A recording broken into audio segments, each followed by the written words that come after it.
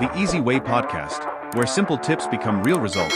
Please don't forget to subscribe to our channel.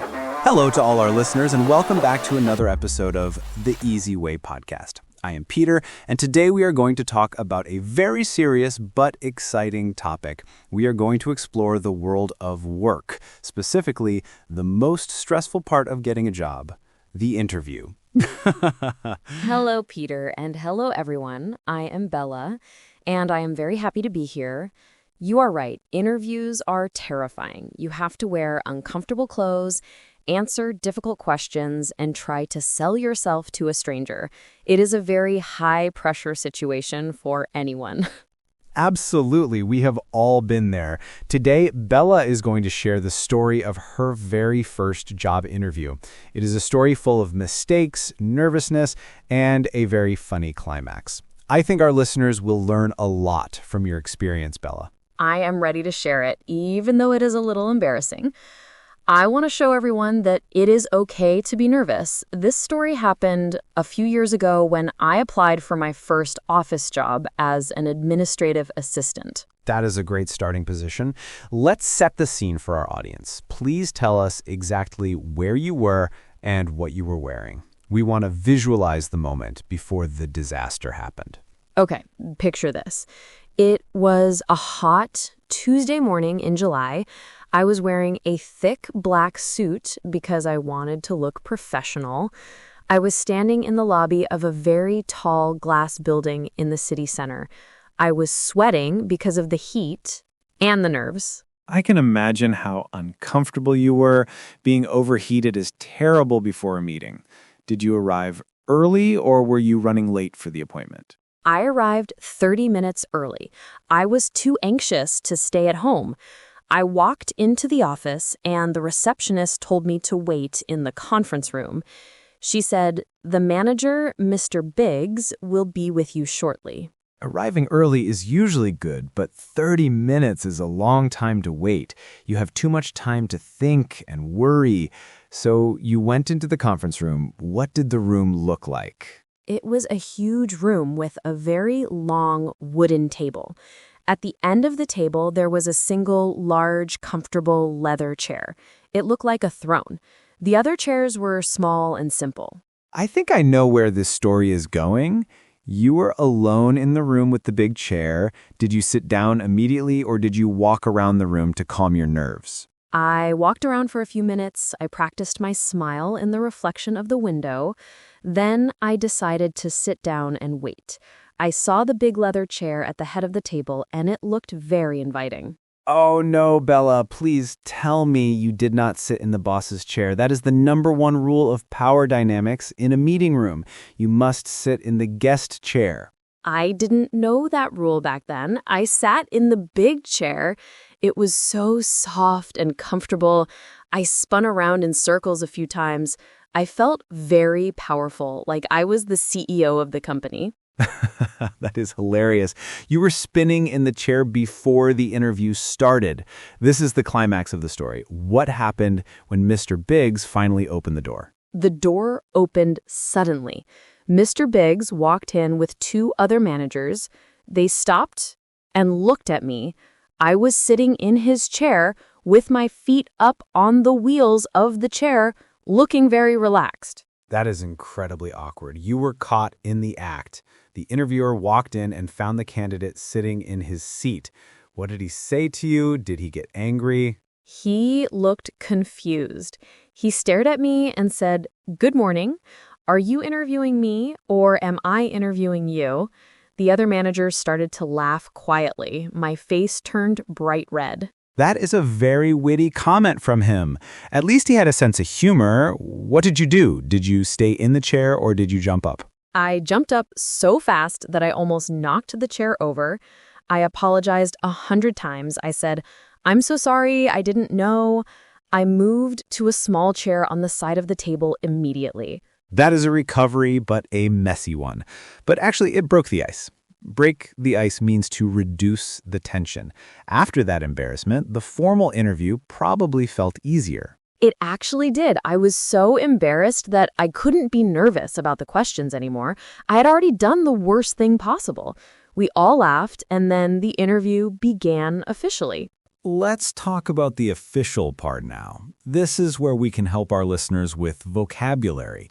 What was the first question Mr. Biggs asked you after you sat in the correct chair? He held up a piece of paper and said, "I have your resume here.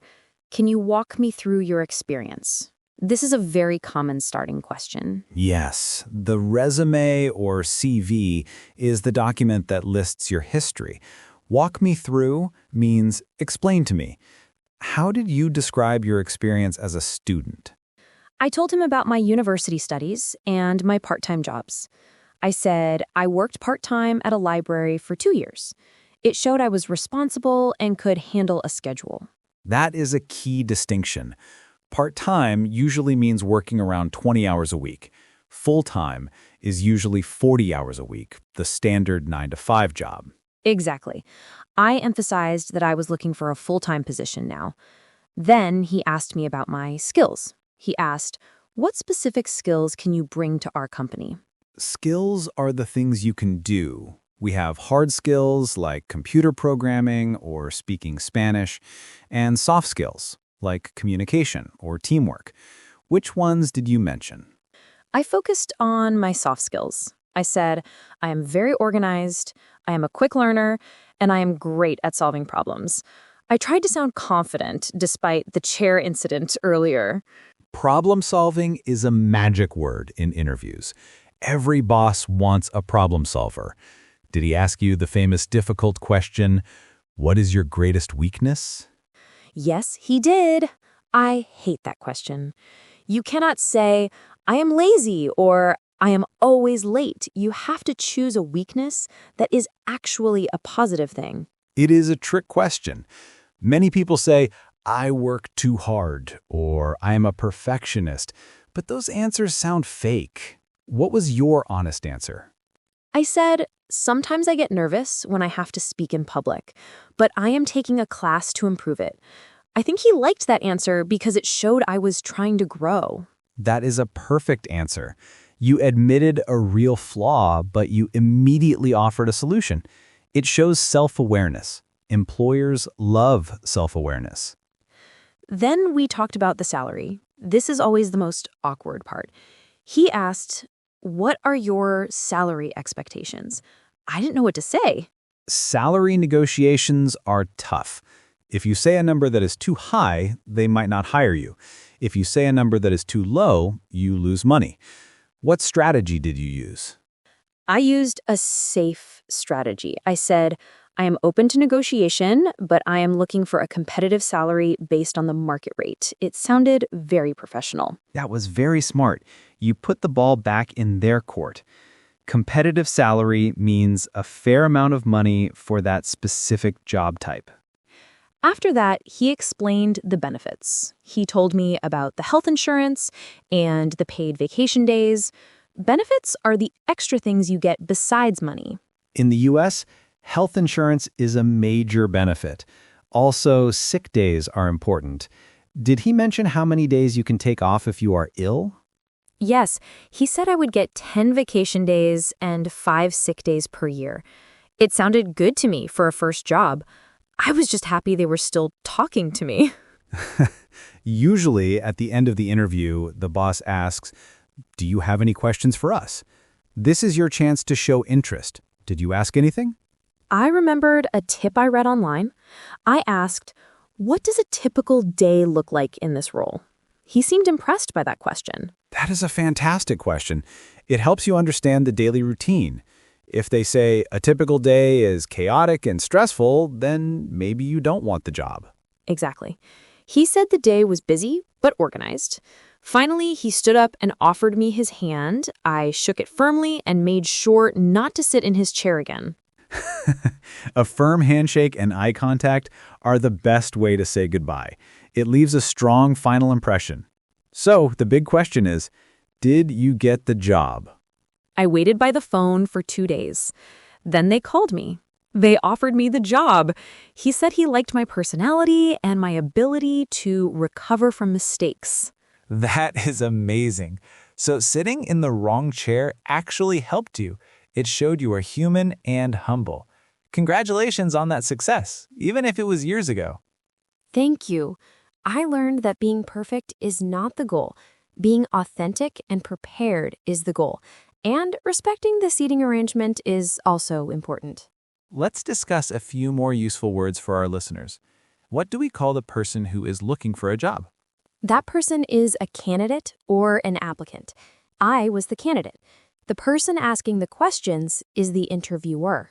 And if you get the job, you are hired. If you lose the job later because you did something bad, you are fired. Fired is a scary word. We also have quit. To quit means you choose to leave the job. I quit my job to travel the world. Another good term is reference. These are people the company calls to check if you are a good worker, usually former bosses or teachers. Yes, never use your mother as a reference. They want to talk to professionals, not people who love you no matter what. That is solid advice. Your mom will always say you are the best. A boss will tell the truth about your punctuality and work ethic. Speaking of punctuality, that is crucial. Punctual means being on time. If you are late for an interview, you probably won't get the job. Unless you have a very good excuse, like a meteor hit your car. But even then, call them. Communication is everything. Peter, have you ever interviewed someone? What do you look for when you are the boss? I am curious. I look for enthusiasm. I can teach skills, but I cannot teach excitement. If a person is bored, I will not hire them. That is very true. Energy is contagious. If you smile and seem happy to be there, the interviewer feels happy too. Exactly. Now let's move to our review section. We have used a lot of business vocabulary today. We need to make sure it sticks. I am ready. Let's do the guided repetition. I will never forget these words, especially after my chair disaster. The first word is resume, a document that lists your education and work history. Please send me your resume. Next is interview, a formal meeting to ask questions to a job candidate. I have a job interview tomorrow. Then we have hired, the action of giving someone a job. You are hired. Welcome to the team. We talked about money using the word salary, the money you are paid every year or month. The salary is very competitive. Don't forget skills, the abilities you have learned. He has excellent computer skills. And the word experience, the knowledge you get from doing a job for a long time. I have 5 years of experience in sales. Now let's summarize the actions of the story. First, Bella arrived early at the office wearing a warm suit in the summer. Second, I entered the conference room and decided to sit in the large, comfortable chair at the head of the table. A terrible mistake. Third, the manager walked in and found Bella in his seat. He made a joke and Bella quickly moved to a guest chair. Fourth, the interview went well. We discussed my resume, skills, and salary. I asked good questions at the end. And finally, Bella got the job because she was honest and handled her mistake with grace. Today we learned that interviews are about connection, not just facts. And we learned to always check whose chair you're sitting in. That is the most important lesson of the day. Thank you, Bella, for being so open about your story. Thank you, Peter. I hope our listeners feel more confident for their next interview. Go get that job. Thank you for listening to the Easy Way podcast. Good luck to all the job seekers out there. See you next time. Bye, everyone. Stay professional and keep smiling.